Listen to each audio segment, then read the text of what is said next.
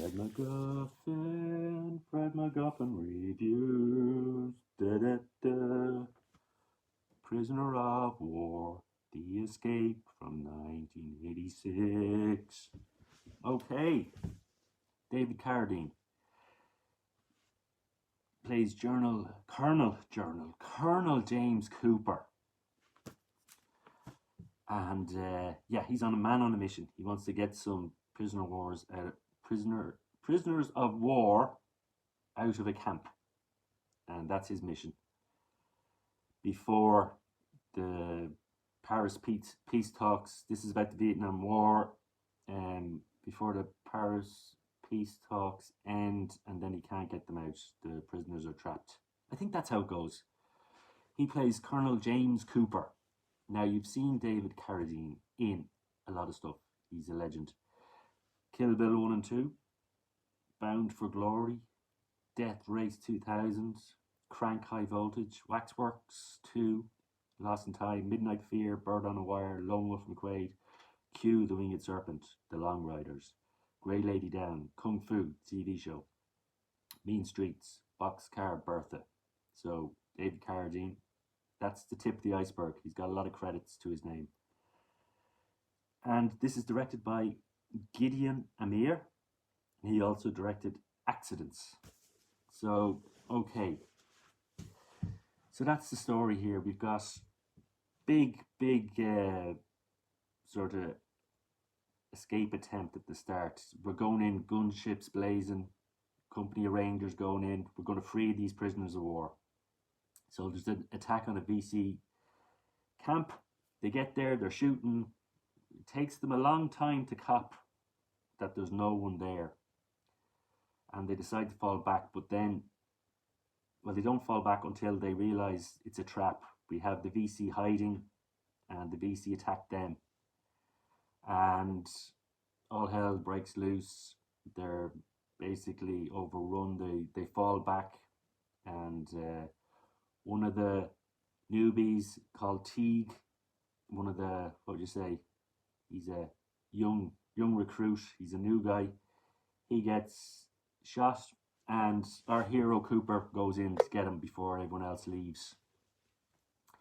So Cooper's carrying towards the helicopter, and boom, it's hit by a missile, and the helicopter explodes.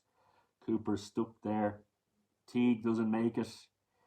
Cooper tries to bring this, get him into the jungle, try to guess, but anyway, Teague doesn't make it, and Cooper's caught and brought to the real camp where the prisoners of war are held.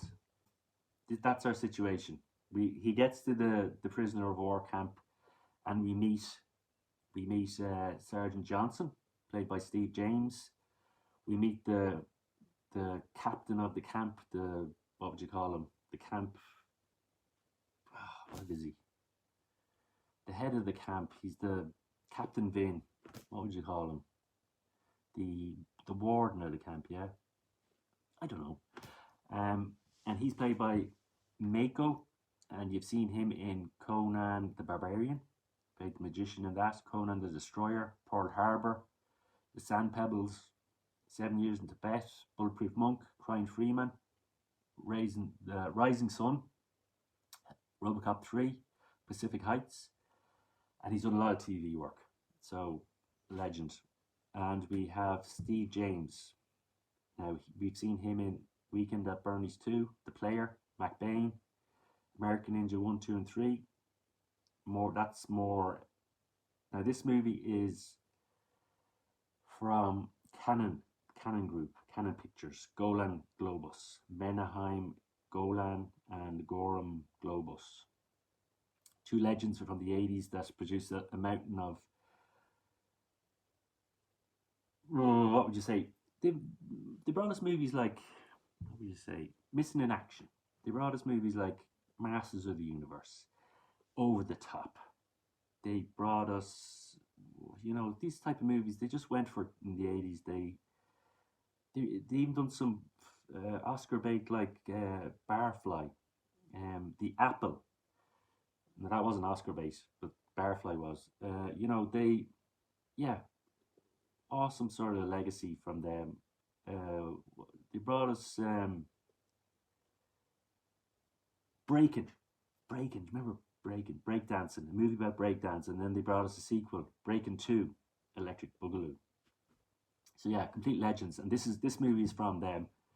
It's like they saw the potential in all these sort of Vietnam movies like First Blood Part Two, the Rambo First Blood Part Two, and the missing in action movies were pretty successful, I'd say. And they said, let's make a few more. Let's get David Carradine involved. Prisoner of War, The Escape. So yeah, this is brought to you by them, and it's high action. Script not too great. They don't care about scripts too much. They just want to bring you a movie fast that's going to get you on the seats. So this has the potential, but for me the story isn't great, and but yeah, still entertaining. You're still, I mean, it's basically jumping on the bandwagon of all these 80s prisoner of war movies, but still enjoyable enough, but no classic. Definitely, I think for me, I'd be going to watch the Chuck Norris missing in action movies more than this after seeing it. But anyway, let's keep going. Okay, so Steve James, back to Steve James. I'm Gonna Get You, Sucker.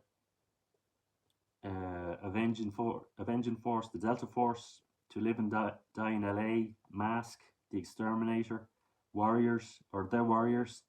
So Steve James, great filmography there. He's been in a lot of Cannon Group movies and a lot of other movies, a lot of classics there. So yeah, when you see Steve James, you can relax. He's good at what he does. Now we have our bad apple in the group, Sparks, and he's one of the prisoners of war, and he's not playing ball. He starts a fight with Cooper. He wants to escape. He doesn't want to wait for the rest of them. He's just a pain in the neck, and he's played by Charles Grant, and he was also in Delta Force, Dallas, and Bold and Beautiful. So yeah, he escapes anyway with another guy called McCrory. They get out of the camp, and lo and behold, they get caught. Poor McCrory gets caught in a trap with spikes, and he gets brought back, trap and all, to the camp to make an example, and then he's shot. So yeah, poor McCrory. He did not end well. I mean, they brought the whole trap back to the camp to make an example of him. It's tough stuff. Okay, so our warden, our head of the camp, Captain Vin, he wants to go to America. So he wants to make a deal with Cooper. And one thing we find out about Captain Vin, he's got this box of gold and treasure, and he's taken necklaces off any valuables that the prisoners might have. He's taken them, and he's got gold bars from, I think, secret special operative, CIA or somebody. So he's got this box of treasure that he's going to take with him. So yeah, they're all going to leave the camp, and Vin hides them all in a tanker truck, and he's off. He wants to try and make his way to where the helicopters are going to be, the American helicopters, to take Cooper and the POWs back to America, back to safety. Not back to America, but back to a friendly country close by. So we have everyone's out. The VC then attack the convoy. The truck can't drive over a bridge. It's been damaged. So yeah, we have our prisoners out of the camp. We have Sparks he's not playing ball. He wants to escape with the gold in the Jeep. Cooper gets ahead of him. He gets the Jeep. He notices all the jewelry and all the gold in the Jeep and puts it in a backpack. McCrory tries to go off with the Jeep, and he gets onto a roll of bad sort of what would you say, a series of unfortunate events where he crashes his Jeep, and he realizes there's no gold. The gold is gone, and he has a crisis of conscience. He decides to, he's stuck in Vietnam and it's all in turmoil, and he decides to go back and help his fellow soldiers. So we still have Vin trying to capture Cooper and get his goals. So we have a bit of a chase going on. Cooper's trying to get his men to the helicopters, and on the way they meet some American soldiers and have to help them with a situation where they're being overrun. And we have David Carradine going into full Rambo mode. And yeah, he's taken VC out left, right, and centre. He's, you get a really major. Yeah, you're getting some good action in this, without a doubt. You're getting, your ticket's worth of action in this, without a doubt. And if you can sort of, the story's a bit iffy, the story's a bit convoluted, but if you can get past that, you're going to have a good time with this. So yeah, we have James Cooper. He sets this big bomb with this fuel tank and blows a lot of VC to bits. He saves the day with his soldiers, and they all head on towards the rescue helicopters. They get to the chopper, and we have the VC waiting for them again. We have more gunfights, and we have a very tense sort of final escape to get to and of course Vin arrives, and he's got grenades. He wants the gold, but our man Sparks comes to the rescue. He's changing his mind about being a bad guy, and he jumps on grenades to save his fellow soldiers. So go Sparks. So yeah, then our men escape, and we happy days. So yeah, look, the more I talk about it, the more I sort of go, it's not that bad. This was filmed in Philippines, and yeah, I think that was that certain time where the Philippines was the place to go for Vietnam movies, or I think Apocalypse Now was probably filmed there as well. So yeah, and this is no way in the same league as Apocalypse Now, no way. But still, what can I say? Yeah. Oh god, it felt like a bit of a drag. It did. It felt like a long hour and a half, this movie. Like, you're not seeing anything new. If you've seen the Missing in Action movies, you're just seeing more of the same old. So yeah, but the fact that it's more of a chase movie rather than soldiers stuck in a prison camp, it's different that way. It's more of a tense chase, and we have Vin showing up, and we have the fly in the ointment, the fly in the soup, Sparks, being annoying.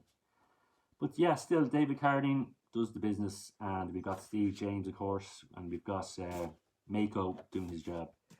And yeah, not a bad directing job by Gideon Amir. So yeah, jeez, I'm nearly talking myself around to giving this a 3. I'm going to give it a 2, but it's very close to a 3. I've got a bit of a soft spot for Cannon Group. They sort of, a lot of fond memories from the 80s from them. What else did they direct? Oh, Life Force, or not direct, but they produced Life Force, which is another classic, and many more. Look, check out their filmography. They're brilliant. Prisoner of War, The Escape.